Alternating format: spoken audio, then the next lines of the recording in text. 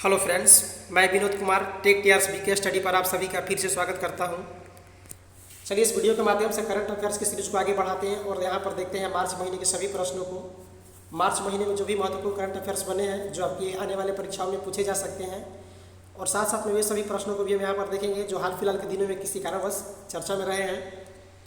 ये सभी प्रश्न जो होंगे आपके आने वाले RRB NTPC mains, group D exam, BPSC, PT, CDPO, इन सभी एग्जाम को ध्यान में रख करके तैयार किया गया है। तो चलिए सभी प्रश्नों को हम यहाँ पर देख लेते हैं। यहाँ पर सबसे पहला प्रश्न आपका है कि हाल ही में जारी विश्व वायु गुणवत्ता सूचकांक के अनुसार विश्व की सबसे प्रदूषित राजधानी कौन सी है। तो ध्यान रखिएगा, जो हाल ही में विश्व वायु गुणवत्ता सूचकांक जारी किया गया है उसके अनुसार विश्व की सबसे प्रदूषित राजधानी, भारत की राजधानी नई दिल्ली है। और यदि यहाँ पर आपसे देश पूछे कि सबसे प्रदूषित देश कौन सा है इसके अनुसार, तो देश यहाँ पर आपका बांग्लादेश होगा। और ध्यान रखिएगा कि जो इसमें टॉप 15 शहर है प्रदूषण के मामले में, इन 15 शहरों में 10 शहर जो है केवल भारत के भी हैं। तो ध्यान रखिएगा, ये प्रश्न भी पूछा जा सकता है कि टॉप 15 प्रदूषित शहरों की सूची में भारत के कितने शहर शामिल हैं, तो 10 शहर शामिल हैं। अगला प्रश्न संख्या 2 आपका है कि भारतीय पुरातत्व के जनक किनको कहा जाता है। तो ध्यान रखिएगा, अलेक्जेंडर कनिंघम को भारतीय पुरातत्व के जनक कहा जाता है। प्रश्न संख्या 3 आपका है साक्तेंग वन्य अभयारण्य जो कि हाल ही में चर्चा में रहा, ये किस देश में है। तो ध्यान रखिएगा, भारत के पड़ोसी देश भूटान में पड़ता है साक्तेंग वन्य अभयारण्य। अगला प्रश्न संख्या 4 आपका है कि रामसर अभिसमय या कन्वेंशन का संबंध किस क्षेत्र से है। तो ध्यान रखिएगा, रामसर अभिसमय कन्वेंशन जो है ये आर्द्र भूमियों के संरक्षण से संबंधित है। प्रश्न संख्या 5 आपका है कि असम राइफल्स की स्थापना किस वर्ष हुई थी। तो ध्यान रखिएगा, असम राइफल्स की स्थापना 1835 ईस्वी में की गई थी। अगला प्रश्न संख्या 6 आपका है कि संविधान निर्माण की मांग 1895 ईस्वी में सर्वप्रथम किनके द्वारा की गई थी। तो ध्यान रखिएगा, प्रश्न बहुत महत्वपूर्ण है। संविधान निर्माण की मांग 1895 में सबसे पहले बाल गंगाधर तिलक जी के द्वारा किया गया था। अगला प्रश्न संख्या 7 आपका है कि स्लिनेक्स सैन्य अभ्यास का संबंध किन दो देशों से है। तो ध्यान रखिएगा, स्लिनेक्स सैन्य अभ्यास जो है भारत और श्रीलंका के बीच होता है। प्रश्न संख्या 8 आपका है कि हाल ही में दांडी मार्च की कौन सी वर्षगांठ मनाई गई है। तो ध्यान रखिएगा, हाल ही में 12 मार्च 2022 को दांडी मार्च की 92वीं वर्षगांठ मनाई गई है। ध्यान रखिएगा, इसकी शुरुआत 12 मार्च 1930 से लेकर के 6 अप्रैल 1930 तक 24 दिन तक ये चला था। पीपीएससी पीटी में ये दिन भी पूछ दिया था। ध्यान रखिएगा, 24 दिनों तक ये दांडी मार्च चला था पूरा। अगला प्रश्न संख्या 9 आपका है कि अंतर्राष्ट्रीय गणित दिवस कब मनाया जाता है। तो ध्यान रखिएगा, अंतर्राष्ट्रीय यहाँ पर पूछ रहा है। अंतर्राष्ट्रीय गणित दिवस आपका 14 मार्च को मनाया जाता है और इसी दिन पाई दिवस भी मनाया जाता है, जबकि राष्ट्रीय गणित दिवस आपका 22 दिसंबर को मनाया जाता है। तो दोनों में कंफ्यूज नहीं होना है, दोनों का ध्यान रखिए। प्रश्न संख्या 10 आपका है कि बिमस्टेक 2022 का आयोजन कौन सा देश कर रहा है। तो ध्यान रखिएगा, बिमस्टेक 2022 जो है इसका आयोजन इस बार श्रीलंका कर रहा है। प्रश्न संख्या 11 आपका है कि अंतर्राष्ट्रीय वन दिवस कब मनाया जाता है। तो ध्यान रखिएगा, प्रत्येक साल 21 मार्च को अंतर्राष्ट्रीय वन दिवस मनाया जाता है और इसी दिन एक और दिवस मनाया जाता है, उसको भी ध्यान रखिएगा, नस्लीय भेदभाव उन्मूलन दिवस भी 21 मार्च को ही मनाया जाता है। अगला प्रश्न संख्या 12 आपका है कि सूरज कुंड अंतर्राष्ट्रीय शिल्प मेला का उद्घाटन हाल ही में कहाँ पर किया गया। तो ये जो सूरज कुंड अंतर्राष्ट्रीय मेला ये आपका हरियाणा में लगता है, ध्यान रखेंगे। प्रश्न संख्या 13 आपका है कि स्वराज शब्द का पहला उद्घोष किनके द्वारा किया गया था।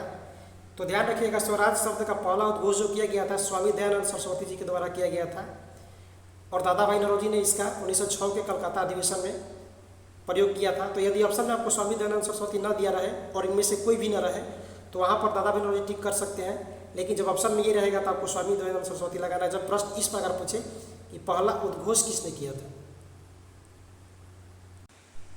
अगला प्रश्न संख्या 14 बहुत ही महत्वपूर्ण, ध्यान रखिएगा, संयुक्त सैन्य अभ्यास लामितीय 2022 भारत किस देश के साथ कर रहा है। तो ध्यान रखिएगा, लामितीय सैन्य अभ्यास जो है भारत सेशेल्स के साथ कर रहा है।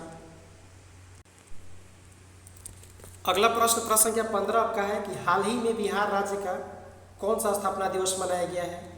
तो ध्यान रखिएगा, हाल ही में बिहार का 10वां स्थापना दिवस मनाया गया।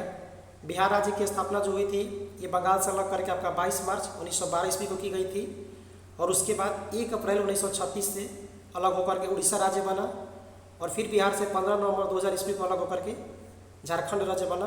तो सभी पॉइंट्स को आप ध्यान रखेंगे और इस बार 110वां स्थापना दिवस मनाया गया है। अगला प्रश्न संख्या 16 आपका है कि नरसिंह पेटई नागस्वरम क्या है जिसे हाल ही में जीआई टैग दिया गया है। तो ध्यान रखिएगा ये एक प्रकार का तमिलनाडु का वाद्य यंत्र है जिसको हाल ही में जीआई टैग दिया गया है। ध्यान रखिएगा पूछा जा सकता है। प्रश्न संख्या 17 आपका है कि भगत सिंह, सुखदेव और राजगुरु को फांसी कब दी गई थी। तो ध्यान रखिएगा 23 मार्च 1931 को इनको फांसी दी गई थी और इस दिवस को शहीदी दिवस के रूप में मनाते हैं। एक आपका 30 जनवरी को शहीद दिवस मनाया जाता है जो कि महात्मा गांधी की हत्या हुई थी 30 जनवरी 1948 को। तो उससे कन्फ्यूज नहीं होना है, दोनों को ध्यान रखना है। इस पॉइंट को ध्यान रखेंगे, ये प्रश्न भी पूछा जा सकता है 23 मार्च 1931 से संबंधित कि इस अवसर पर इस दिन के विशेष स्मृति के रूप में प्रधानमंत्री नरेंद्र मोदी जी ने कोलकाता में विप्लवी भारत गैलरी का उद्घाटन किया है। तो प्रश्न पूछा जा सकता है इस प्रकार से कि विप्लवी भारत गैलरी का उद्घाटन कहाँ पर किया गया। तो ध्यान रखेंगे कोलकाता में किनके द्वारा किया गया। तो प्रधानमंत्री नरेंद्र मोदी जी के द्वारा और किस स्मृति में। तो 23 मार्च यानी भगत सिंह, सुखदेव, राजगुरु की फांसी की स्मृति में। अगला प्रश्न संख्या 18 आपका है कि विश्व मौसम विज्ञान दिवस कब मनाया जाता है। तो ध्यान रखिएगा प्रत्येक साल 23 मार्च को विश्व मौसम विज्ञान दिवस मनाया जाता है।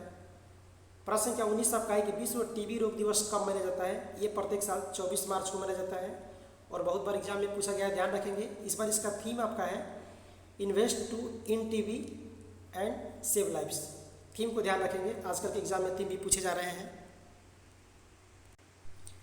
अगला प्रश्न संख्या 20 आपका है कि सुजलाम 2.0 अभियान का संबंध किससे है। तो ध्यान रखेंगे इसका संबंध जो है जल के प्रबंधन से है और इसका उद्घाटन केंद्रीय जल शक्ति मंत्री गजेंद्र सिंह शेखावत जी के द्वारा किया गया है। ये प्रश्न भी बन सकता है। अगला प्रश्न संख्या 21 आपका है कि 2022 के एबेल पुरस्कार से किनको सम्मानित किया गया है। तो ध्यान रखिएगा डेनिस पार्नेल सुलिवन को इस बार एबेल पुरस्कार 2022 से सम्मानित किया गया है। और ध्यान रखें कि एबेल पुरस्कार जो है गणित का पुरस्कार है और इसे गणित का नोबेल पुरस्कार भी कहा जाता है। ध्यान रखिएगा प्रश्न इस प्रकार भी पूछा गया है। प्रश्न संख्या 22 आपका है कि भारतीय भूखंड मूलतः एक विशाल भूखंड का भाग था जिसे किस नाम से जाना जाता था। तो ध्यान रखेंगे यहाँ पर आपका राइट आंसर हो जाएगा गोंडवाना लैंड। गोंडवाना लैंड के नाम से जाना जाता था, उसी से टूटकर ये जो है भारतीय भूखंड मूल रूप से बना है।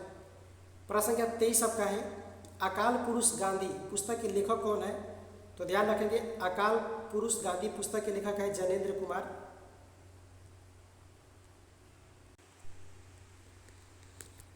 प्रश्न संख्या 24 आपका है कि हाल ही में लाल किला उत्सव का आयोजन कहाँ पर किया गया है।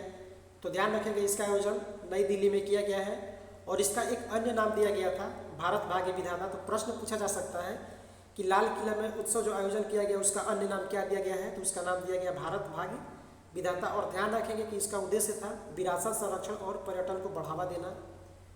प्रश्न संख्या 25 आपका है कि हाल ही में किस राज्य के मुख्यमंत्री ने राज्य में समान नागरिक संहिता लागू करने की घोषणा की है। तो ध्यान रखेंगे उत्तराखंड के मुख्यमंत्री ने की है और ध्यान रखेंगे अनुच्छेद 44 में समान नागरिक संहिता का वर्णन किया गया है। प्रश्न संख्या 26 आपका है कि चिपको आंदोलन की शुरुआत कब हुई थी। तो ध्यान रखेंगे इसकी शुरुआत 1973 में उत्तराखंड के चमोली डिस्ट्रिक्ट से हुई थी। प्रश्न संख्या 27 आपका है कि 26 मार्च 2022 को दुनिया भर में अर्थ आवर डे मनाया गया। इस बार इसका थीम क्या रखा गया था। तो ध्यान रखेंगे इस बार जो अर्थ आवर डे मनाया गया 26 मार्च, उसका थीम रखा गया था सेव आवर फ्यूचर। ध्यान रखेंगे बहुत ही महत्वपूर्ण है, इसका थीम पूछा जा सकता है। प्रश्न संख्या 28 आपका है कि विश्व रंगमंच दिवस कब मनाया जाता है। तो ध्यान रखेंगे प्रत्येक साल ये 27 मार्च को विश्व रंगमंच दिवस मनाया जाता है। अगला प्रश्न संख्या 29 आपका है कि मोगादिशु अंतर्राष्ट्रीय हवाई अड्डा कहाँ पर है। तो ध्यान रखेंगे ये सोमालिया में पड़ता है। हाल ही में इस पर आतंकवादी हमला हुआ जिसके कारण ये चर्चा में है, तो पूछा जा सकता है कि किस देश में है। तो ध्यान रखेंगे मोगादिशु अंतर्राष्ट्रीय हवाई अड्डा जो है आपका सोमालिया में पड़ता है। प्रश्न संख्या 30 आपका है कि पारसी नववर्ष के रूप में किस त्यौहार को जाना जाता है। तो ध्यान रखेंगे नवरेज उत्सव जो है, नवरोज त्यौहार, इसको पारसी नववर्ष के रूप में जाना जाता है। प्रश्न संख्या 31 आपका है कि साहित्य अकादमी पुरस्कार 2021 कितने व्यक्तियों को दिया गया है? तो इस बार 24 व्यक्तियों को दिया गया है। अगला प्रश्न संख्या 32 आपका है कि विश्व नागरिक सुरक्षा दिवस कब मनाया जाता है? तो ध्यान रखिएगा प्रत्येक साल 1 मार्च को विश्व नागरिक सुरक्षा दिवस मनाया जाता है। प्रश्न संख्या 33 आपका है कि विश्व वन्य जीव दिवस कब मनाया जाता है? ध्यान रखेंगे ये वन्य जीव दिवस है, ये प्रत्येक साल 3 मार्च को मनाया जाता है। प्रश्न संख्या 34 आपका है कि ज़पोरिजिया परमाणु संयंत्र किस देश में है? हाल ही के दिनों में ये चर्चा में रहा है, तो ध्यान रखेंगे ये यूक्रेन में पड़ता है, जिससे हालांकि इसको रूस ने अटैक करके इसको नष्ट कर दिया है। ये नीपर नदी के तट पर है, ये भी प्रश्न पूछा जा सकता है, इसको ध्यान रखेंगे कि ज़पोरिजिया परमाणु संयंत्र जो किस नदी के तट पर है? तो नीपर नदी के तट पर, और किस देश में? यूक्रेन में। अगला प्रश्न संख्या 35 आपका है कि राष्ट्रीय सुरक्षा दिवस कब मनाया जाता है? तो ध्यान रखेंगे राष्ट्रीय सुरक्षा दिवस ये 4 मार्च को मनाया जाता है। प्रश्न संख्या 36 आपका है कि अंतर्राष्ट्रीय महिला दिवस कब मनाया जाता है? तो ध्यान रखेंगे ये आपका 8 मार्च को मनाया जाता है। इसका थीम महत्वपूर्ण, इसको ध्यान रखेंगे, इस पर इसका थीम रखा गया था gender equality today for a sustainable tomorrow. ध्यान रखेंगे थीम बहुत ही महत्वपूर्ण है इसका। अगला प्रश्न संख्या 37 आपका है कि चर्चा में रहा परम गंगा क्या है? तो ध्यान रखेंगे ये एक प्रकार का सुपर कंप्यूटर है। प्रश्न संख्या 38 आपका है कि हाल ही में भारत की सबसे बड़ी तथा लंबी भगवान बुद्ध की प्रतिमा का अनावरण हाल ही में कहाँ पर किया गया है? ये बोध गया बिहार में किया गया है। प्रश्न संख्या 39 आपका है कि CISF की स्थापना कब हुई थी? तो ध्यान रखेंगे 10 मार्च 1969 को CISF की स्थापना हुई थी। प्रश्न संख्या 40 आपका है कि दक्षिण कोरिया के राष्ट्रपति हाल ही में कौन चुने गए हैं? तो ध्यान रखिएगा उनका नाम है योन सुक योल, जो कि दक्षिण कोरिया के राष्ट्रपति चुने गए हैं। प्रश्न संख्या 41 आपका है कि जल के साथ उर्वरकों को मिलाकर की गई सिंचाई को क्या कहते हैं? ध्यान रखेंगे प्रश्न बहुत ही महत्वपूर्ण है, इसे फर्टिगेशन के नाम से जाना जाता है। प्रश्न संख्या 42 आपका है कि अनुच्छेद 243 ZA का संबंध किससे है? तो ध्यान रखेंगे हाल ही के दिनों में अनुच्छेद चर्चा में रहा है, तो इसका संबंध जो है नगर पालिकाओं के चुनाव से है। और अगला प्रश्न इसी से जुड़ा है कि अनुच्छेद 243 K1 का संबंध किससे है? तो इसका संबंध जो है पंचायत के चुनाव के प्रधान से है। दोनों को ध्यान रखेंगे। प्रश्न संख्या 44 आपका है कि थांगटा प्राचीन युद्ध कला का संबंध किस राज्य से है? तो ध्यान रखेंगे इसका संबंध जो है केरल राज्य से है, और वर्तमान में वहाँ की एक मार्शल आर्ट की रूप ले चुकी है थांगटा। प्रश्न संख्या 45 आपका है कि नाटो की स्थापना कब हुई थी? तो ध्यान रखेंगे नाटो की स्थापना 1949 ईस्वी में की गई थी, और इसका मुख्यालय आपका बेल्जियम ब्रुसेल्स में पड़ता है। और यदि वर्तमान में बात करें कि नाटो में कितने देश शामिल हैं, तो वर्तमान में इसमें 30 देश शामिल हैं। अगला प्रश्न संख्या 45 आपका है कि वर्तमान में भारत की साक्षरता दर क्या है? तो ध्यान रखिएगा वर्तमान में भारत की साक्षरता दर जो है 74.04% है, और ये 2011 की जनगणना के अनुसार है। प्रश्न संख्या 46 आपका है कि शिक्षा को उस राज्य सूची से हटाकर समवर्ती सूची में कब डाला गया था? ये आपका 42वां संविधान संशोधन के द्वारा 1976 में किया गया था, ध्यान रखिएगा। प्रश्न संख्या 47 आपका है कि वर्साई की संधि कब हुई थी? तो ध्यान रखें कि वर्साई की संधि जो जर्मनी के साथ हुई थी प्रथम विश्व युद्ध के बाद, ये आपका 28 जून 1919 को हुई थी। प्रश्न संख्या 48 आपका है कि भारत का शासन कंपनी से लेकर ब्रिटिश क्राउन के हाथों में किस अधिनियम के द्वारा सौंप दिया गया था? तो चार्टर अधिनियम जो 1858 का था, इसके बाद जो भारत का शासन था कंपनी से लेकर के ब्रिटिश क्राउन के हाथों में सौंप दिया गया था। और ध्यान रखिएगा कि चार्टर अधिनियम जो 1858 था, इसी के तहत गवर्नर जनरल का नाम बदल करके वायसराय कर दिया गया था। ये भी प्रश्न कई बार पूछा जा चुका है, ध्यान रखेंगे इसको। प्रश्न संख्या 49 आपका है कि वैश्विक व्यापार का लगभग कितना प्रतिशत हिस्सा वर्तमान में स्वेज नहर द्वारा होता है? तो वैश्विक जो स्तर पर व्यापार होता है उसका लगभग 10% स्वेज नहर के माध्यम से होता है।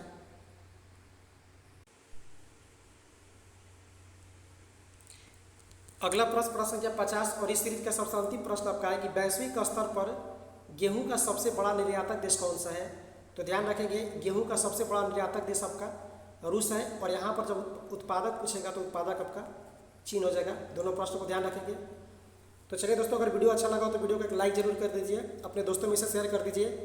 और अभी तक आप इस चैनल से नहीं जुड़े हैं तो इस तरह पर भी जनरल स्टडी के प्रश्न देखने के लिए आप इस चैनल से जुड़ सकते हैं। हम मिलते हैं नेक्स्ट वीडियो में, तब तक के लिए नमस्कार, धन्यवाद।